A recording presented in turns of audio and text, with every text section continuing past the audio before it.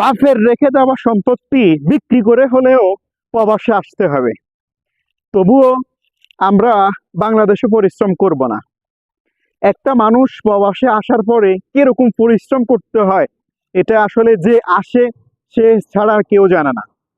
বাবার রেখে দেওয়া সম্পত্তি বিক্রি করে, সুদের টাকা দিয়ে, কিস্তির টাকা নিয়ে, হ্যাঁ, ঘর বিড়া বিক্রি করে, সবকিছু বিক্রি করে হলো আমরা প্রবাসে আসতে হবে।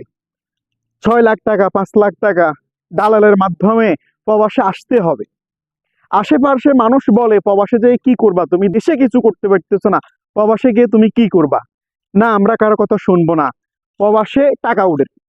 প্রবাসটা হচ্ছে একটা একটা টাকার গাছ, এখানে আসলেই টাকা কামানো যায়। কিন্তু প্রবাসে আসলে একটা মানুষের কত পরিশ্রম করতে হয়। 12 ঘন্টা, 12 ঘন্টা কুত্তার মতো পরিশ্রম করতে হয়। মাস শেষে মাস শেষে যে ইনকাম আসে, সেই ইনকাম যদি আপনি বাংলাদেশে যদি ওই থেকে মানে এরকম যদি পরিশ্রম করতেন, এর থেকে টাকা বেশি আসতো। ঠিক আছে, কিন্তু কে শুনে কার কথা? প্রবাসে আসতে হবে। ইতিমধ্যেই আমাদের বাংলাদেশ থেকে সৌদিতে অনেক মানুষ প্রবাসে চলে আসছে। অনেক মানুষ ঘর বাড়ি বিক্রি করে, সম্পত্তি বিক্রি করে, লোন লই, কিস্তি লই প্রবাসে আসতে হবে।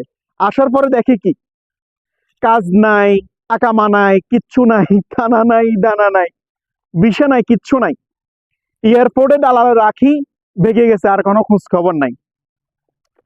আমাদের বেশিরভাগ বাংলাদেশের মানুষ জানে না আসলে প্রবাসে আপনি আসবেন কেন। আপনি কি জানেন, কোন কাজটা জানেন আপনি প্রবাসে আসবেন?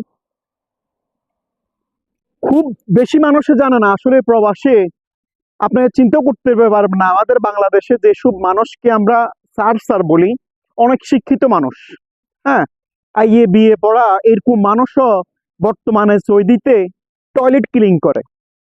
কেউ বিশ্বাস করবে না, কিন্তু দেশে আমরা কোনো পরিশ্রম করব না। মানুষ কি বলবে, ওই কি বলবে, সেটা কি বলবে, কিন্তু বিদেশে আসার পরে আসলে আমরা কি কাজ করি? বেশিরভাগ প্রবাসী দেশে যাওয়ার পরে কাউকে লজ্জায় বলতে পারে না আমি প্রবাসে কি কাজ করি। আপনি বিশ্বাস করেন, হয়তো হকারি করে, না হয় টয়লেট ক্লিন করে, না হয় রাস্তার বলদিয়া কাজ করে, কোনো কাজে